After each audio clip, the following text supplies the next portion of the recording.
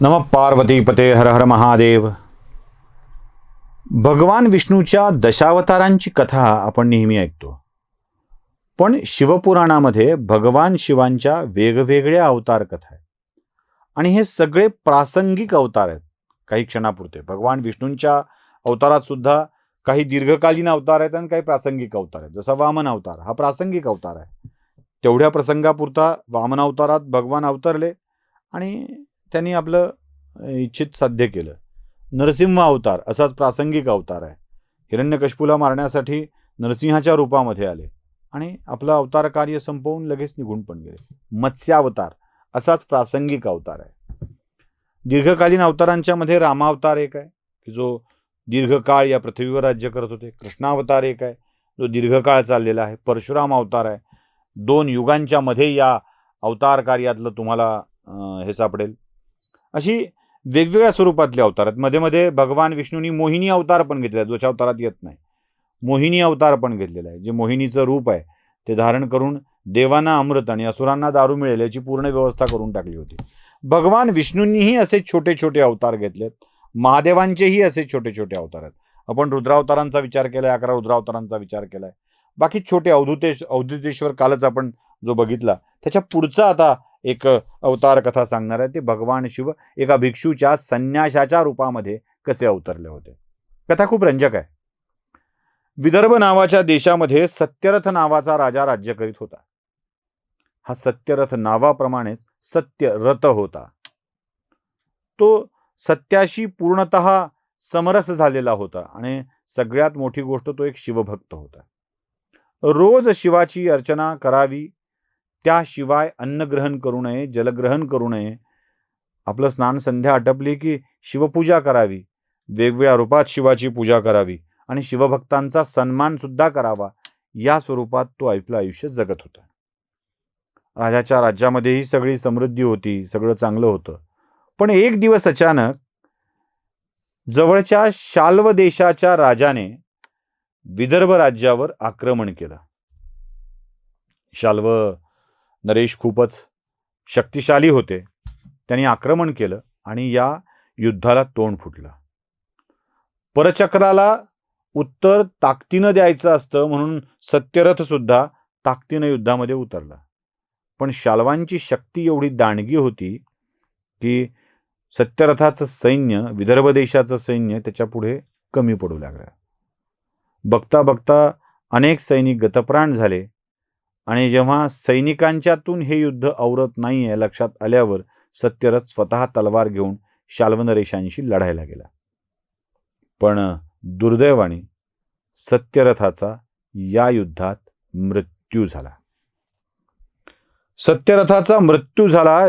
शाल्वराजाची सत्ता विदर्भ देशावरती आली आणि आता आपल्यासोबत काही आगळीक होऊ शकते म्हणून त्याची गर्भवती राणी गुपचूप आपल्या गुप्त रस्त्याने महालाच्या बाहेर पडली आणि ती जंगलातून जाऊ लागली. राणी गर्भवती होती, एकटी बाहेर पडली होती. आता गर्भस्थ बालकासह जीव द्यावा असं तिला वाटू लागलं. पण आपण गर्भात सांभाळलेल्या बालकाला जन्म दिल्याशिवाय मरायचं नाही हा निर्णय तिनं केला होता. बाळ आल्यावर बाळाला जगवण्यासाठी जगलं पाहिजे असं तिला वाटण्याची शक्यता होती आणि तिनं काही वेळाने आपल्या गर्भातील बालकाला जन्म दिला. बालक जन्माला आल्यावर स्वतःला स्वच्छ करण्यासाठी, साफ करण्यासाठी म्हणून ती बाजूच्या तलावात उतरली स्नानासाठी म्हणून आणि तेवढ्यात त्या तलावातील एका हिंस्त्र मगरीनं तिला आपलं भक्ष्य बनवलं आणि विदर्भ देशाच्या सत्यरथ राजाची राणी सुद्धा तिथे मृत्युमुखी पडली.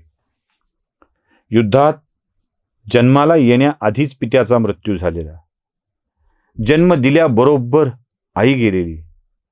बालक या जगात आलं तेच मुळात स्वतःला पोरकं करून त्याच्या रडण्याचा आवाज त्या भागात गुंजू लागला. त्याच वाटेवरून एक विधवा ब्राह्मण स्त्री जात होती आणि त्या विधवा ब्राह्मण स्त्रीला हा आवाज ऐकायला आला. तिनं बघितलं आपल्यासोबत एक बाळ आहे, तिथे एक रडत आहे. तिनं त्या बाळाला बघितलं, जवळ घेतलं आणि तिच्या मनात विचार आला की हे लेकरू आपण नाही सांभाळू शकणार. इथे आपण स्वतः विधवा, आपल्या पदरात एक लेकरू, त्याला कसं सांभाळायचं हा प्रश्न आपल्या समोर आहे. त्यापेक्षा या लेकराला आहे त्या स्थितीत टाकून जाऊ. देवानंच याला जर असं या अवस्थेत ठेवायचं ठरवलं, त्याचं भाग्य बदलणारे आपण कोण? आपल्याच्यानं सांभाळणं होणार नाही असा विचार तिच्या मनामध्ये येऊ लागला आणि भगवान शंकर एका संन्याशी भिक्षुक अवतारामध्ये त्या महिलेच्या समोर उभे राहिले. म्हणाले, हे स्त्रिये, हे बालक तुला ईश्वरेच्छेने मिळालं आहे. या बालकाला अंतर देऊ नकोस, तुझा मुलगा म्हणून तू सांभाळ. ती म्हणाली, बाबा आपण ज्ञानी दिसताय, पण माझी क्षमता आहे का हे सांभाळण्याची? एकतर मी विधवा. ते म्हणाले, चिंता नको करू, हे तुझ्या लेकरासहित दोन्ही बालकं सांभाळण्याची शक्ती तुझ्यामध्ये आहे, ती येईल आणि सांभाळशील. म्हणजे पण हे बालक कोण आहे, काय, मला काहीच माहीत नाही. तेव्हा त्यांनी सांगितलं की हे बालक विदर्भ देशच्या राजाचा आहे. त्याची आई त्याला बाळांत झाली, त्याला जन्म दिला आणि तलावात जात असतानाच तिला मगरीनं खाल्लं. ती म्हणाली, तेव्हा तुम्ही तर म्हणताय की हे ईश्वराला प्रिय होते, तरी असं का घडलं? सांगतो म्हणा. भगवान शंकरांनी त्याची म्हणजे भिक्षुक अवतारातील भगवान शंकरांनी राजाची कथा सांगितली. म्हणाले, हा राजा पूर्वजन्मी पांड्य या देशाचा राजा होता. हा शिवभक्तच होता त्यावेळी, पण हा भक्ती करताना प्रसंगी सोडून द्यायचा, अवहेलना करायचा भक्तीची. पूजा चालू आहे, अर्धवट सोडून दिली, वेगळ्याच कामाला लागला, पुन्हा आठवण नाही ठेवली, देवाला नैवेद्य दाखवल्याशिवाय स्वतः जेवायला बसला आणि आपली नैमित्तिक कामं करत राहिला. असं यानं कितीतरी वेळेला केलेलं आहे. आणि याच अपराधाची शिक्षा म्हणून त्याचं सगळं जाईल, त्याला पुत्रसुख मिळणार नाही अशी स्थिती आली होती. पण त्या जन्मात ते भोगायला देण्याच्या ऐवजी पुढच्या जन्मात त्याच्यावरती ती वेळ आलेली आहे. त्यामुळे त्याला अशी शिक्षा मिळाली आहे.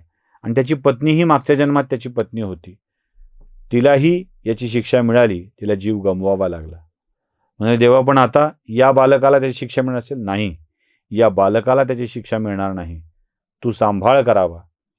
या बालकांचं मौजीबंधन होईपर्यंत, व्रतबंध संस्कार होईपर्यंत तू सांभाळावं आणि त्यानंतर त्यांचं भाग्य आपोआप बदलेल, हे लक्षात ठेव. पुढे या महिलेनी त्या भिक्षुक वेशधारी व्यक्तीच्या सांगण्यावरून या लेकरांना सांभाळलं, 8 वर्षापर्यंत सांभाळलं. या दोघांचा व्रतबंध संस्कार केला आणि त्यानंतर या बालकाला एका गंधर्व कन्येसोबत प्रेम जुळलं, गंधर्वांशी जवळीक आली आणि त्याने परत आपल्या विदर्भ देशावर आक्रमण करून आपलं राज्य परत मिळवलं आणि सुखासमाधानाने हा धर्मगुप्त नावाचा राजा विदर्भ देशावर राज्य करू लागला.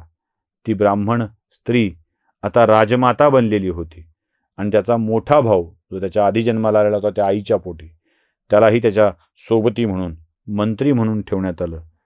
भिक्षुक वेश धारण करून महादेवाने त्या महिलेला या सगळ्या बाळाला सांभाळण्यासंबंधीच्या गोष्टी कळवल्या होत्या. असेच भगवंताचे विविध अवतार आहेत. ते कधी व्याधाला चांगल्या गोष्टी करण्यासाठी बाध्य करतात, तर कधी अर्जुनालाही वेगवेगळी अस्त्र प्रदान करतात. या सगळ्या अवतारांची माहिती पुढच्या भागात आपण घेऊया. नमस्कार.